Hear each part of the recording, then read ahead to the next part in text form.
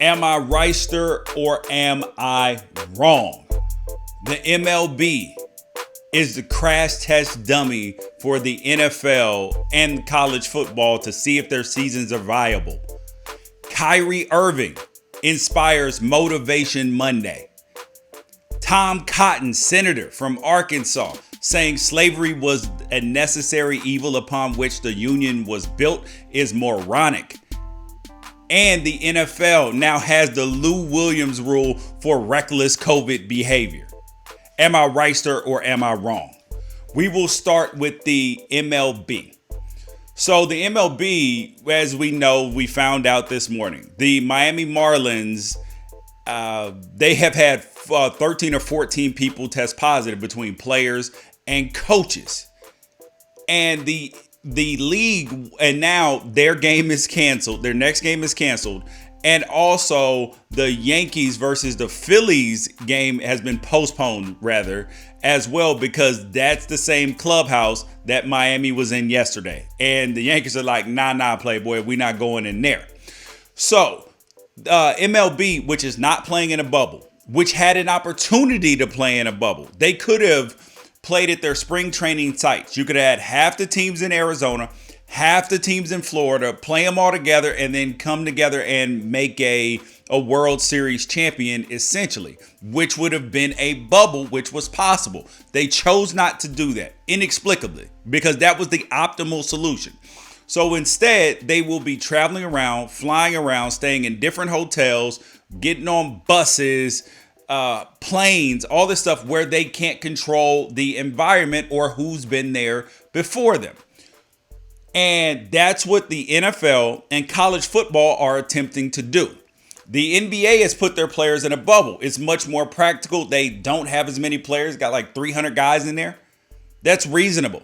But to have, 13,000 college football players in a bubble, not possible. NFL players not in a bubble, not possible. So trying to regulate their behavior outside in their normal everyday life is extremely difficult, especially for college kids, because they are inherently irresponsible because they're young kids. There's a reason why they can't rent cars. Insurance companies know that they make bad choices and irresponsible decisions compared to older people. So going back to this, if the MLB cannot be successful, which is a socially distant sport, there is not a chance in hell that the NFL and college football even have a shot of being successful playing games. It's not even possible. It's a socially distant sport. And the Marlins game being canceled is discouraging, to say the least, about football in particular. And there's so many people there, I'm going to call them COVIDiots, who are telling you that this MLB cancellation is no big deal and everybody's going to be fine to just play ball. Look at the facts and the data. The facts and the data crowd says just look at the numbers. The problem is you can't trust the numbers yet, because as a lot of epidemiologists and scientists have told us, if you look at the numbers today, you're actually 14 days out because of the incubation period. So you're trying to forecast something that is in the unknown. So looking at today's numbers is not the actual answer.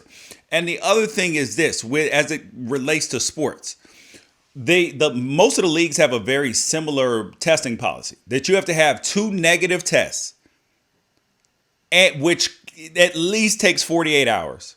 And in addition to that, you have had 72 hours without symptoms. So at the very least, that is 3 days.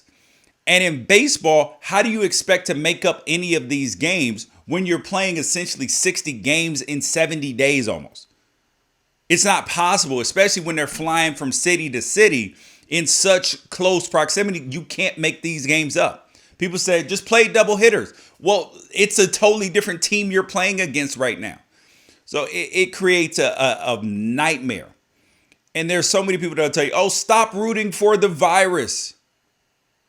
Rooting. Nobody wants sports gone. That's to me one of the most troubling things that we have turned into is you're rooting for the virus. No, it just seems inevitable. The writing is on the wall for what can potentially happen. It's a numbers game.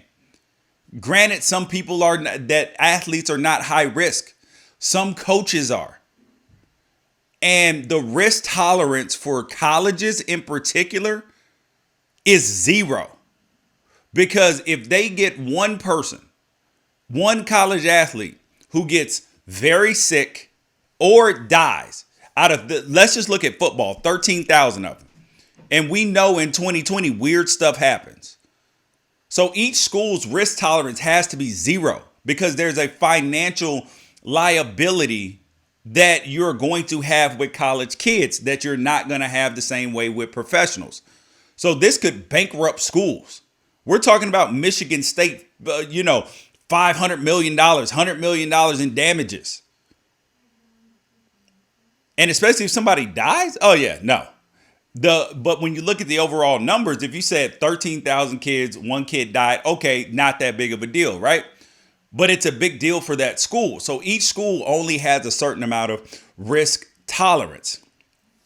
And in that scientists and doctors. So I sit on a board for the football players' health study at Harvard.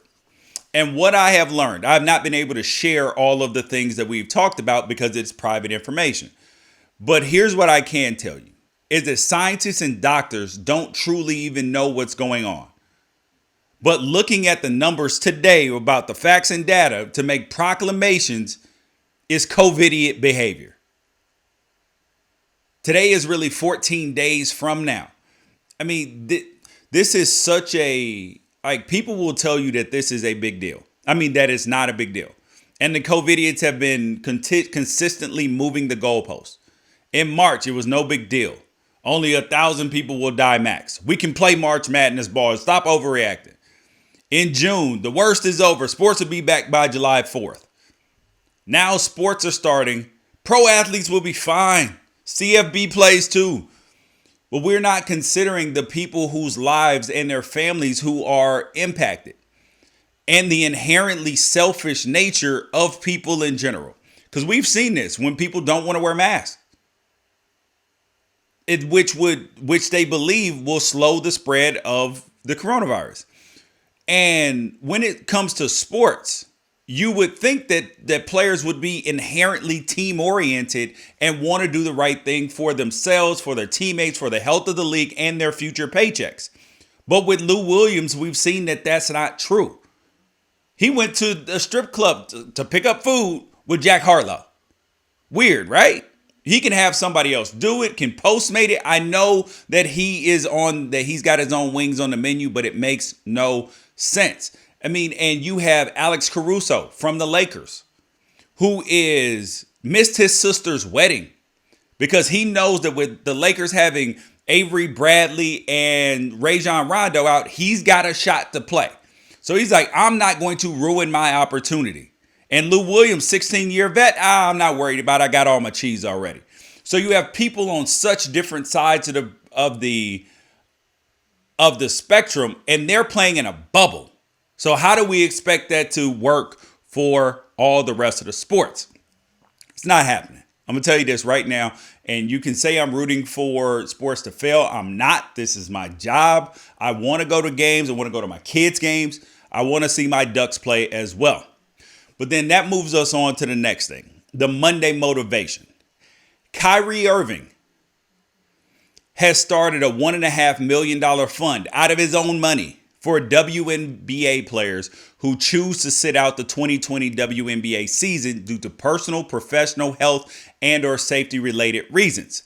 And this all kind of started with Elena Deladon, who is one of the best players in the league. She takes 60 pills a day for her Lyme disease to keep it under control.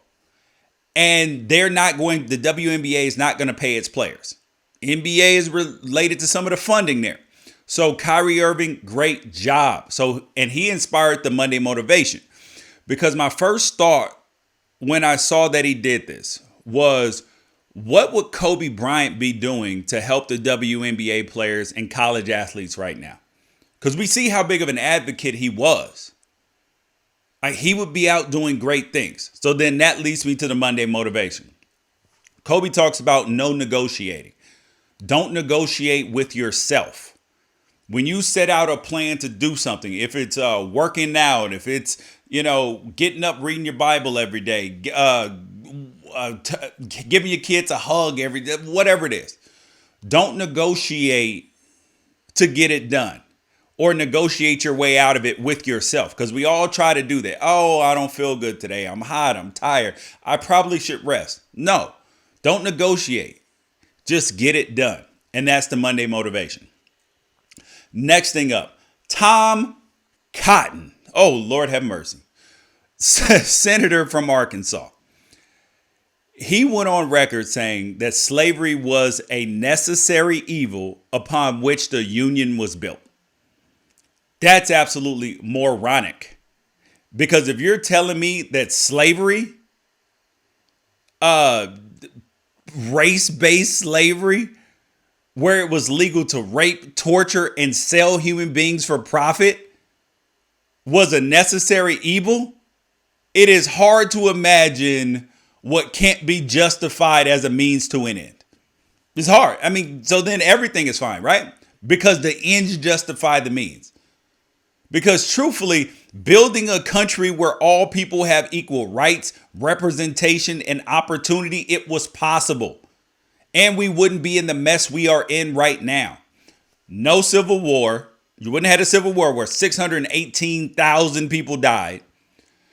No arguments over Confederate monuments. No kneeling. No need for Black Lives Matter. KKK wouldn't exist. White nationalists gone. No Antifa.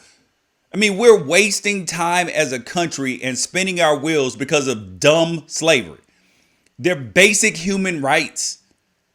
But Tom Cotton's going on, oh, it's a necessary evil. No, it wasn't. And then there are people that'll say that we judge history by today's standards. But what I learned is this, after studying slavery.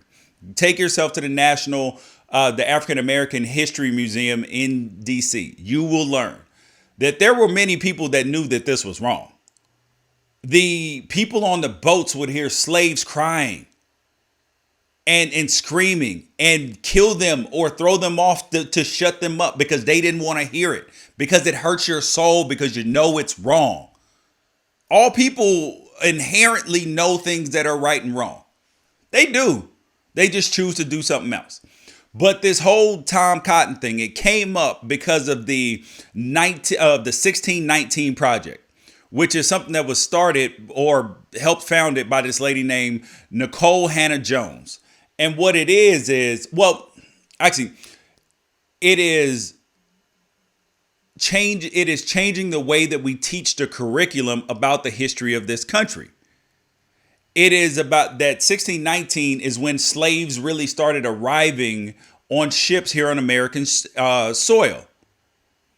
And so Tom Cotton, he put up legislation called the Saving America History Act of 2020, which would prohibit the use of federal funds to teach the 1619 Project by K through 12 schools or districts. So schools that taught it would not then receive funding. So that means low income schools, all of this, like, it just doesn't even make sense. Because the truth is the part of the problem is that we've sugar-coated history. Part of the race problem in our country, we have sugar-coated history. Like, we don't really tell how damaging that this was and how there were people who treated their own families well, but were jerks out in the real world doing the wrong things, raping women, separating families, beating them, using kids as gator bait, killing them. I mean, really, when you really think about it, these were people who came from another country, didn't speak the language, multiple languages between them, couldn't communicate. Then you break them up and then you enslave them. Because it is possible to feel how I feel, which is that, which I know a lot of black people feel the same way and a lot of brown people as well. You can say, America has never been great for everybody. It's been great for white men for the whole time. You can say America has not been great for everybody, but still say, I love my country. I don't wish that I was born anywhere else. I am happy here, but we got to get this fixed. You can say that all at the same time because you can't justify in saying it was a necessary evil because it wasn't. We just chose to do the wrong thing. And now we're trying to undo and fix all of this stuff. You didn't have to do it that way. There's always a better way. Just because it has worked out for America being a great nation in terms of financially and all that, then that's not a justification because truthfully, we're falling behind in education. We're so much in debt because we're doing things the wrong way. We built it incorrectly. Yes, you do have to fix it now, but just acknowledge that is a problem, Tom Cotton. I'm not sure why it's so hard for some white people to be okay with telling the truth about America. The entire history has been racist. Think about this. My parents were alive and kids during the civil rights movement. My dad's only 60. That's not that long ago. So to say that America hasn't been built in racism when you enslaved people and then still had white only signs in the 60s and 70s. Like, come on, man. Schools weren't even fully integrated until almost 1990. That was 30 years ago. That's not that long ago. So yes, that's the entire history. I'm sorry to break it to you. If you get upset, sorry, that's not my fault. These are things we need to hear. Mississippi didn't even send the paperwork to ratify the 13th Amendment outlawing slavery until 2013. Come on, man. Last thing up, the NFL now has the Lou Williams rule for reckless COVID behavior. Lou Williams obviously went to Magic City, got his chicken wings, lied. Jack Harlow posted it on Instagram. He got found out. Now he's quarantining for 10 days, lost $150,000. Now the NFL has a new policy that if you are high risk, if you do high risk behavior, you can be put on the non-football injury list and not paid. And per their new memo, that's going to be added a side letter, a side to the deal. If you go to an indoor nightclub with more than 15 people, an indoor bar with more than 15 people, other than to pick up food, an indoor house party with more than 15 people, an indoor music concert, entertainment event with more than 15 people, a professional sporting event other than applicable football games or events with more than 15 people, or an indoor religious service attended by more than 25% of the venue's capacity. This is absolutely, I guess you need these protocols, but how the hell are you going to enforce them? How are you going to enforce them? I understand you need the rule, but are you going to hire private investigators to follow everybody around and to monitor their social media accounts? The Lou Williams rule is necessary, but it is absolutely it's bad. If you really look at the situation, the idea that we're going to be playing sports and that they're going to get done, it doesn't seem possible. I can't see a scenario where that's possible. Because just the idea of how you test and how long people have to sit out and trying to construct games with sick coaches or sick players. Who's going to coach in football if the offensive coordinator? Who's going to call the game? Defensive coordinator. Who's going to call the game? Come on, man. Am I Wrighster or am I wrong? Peace out. Catch you guys on Wednesday. Happy birthday, Kaden Rito.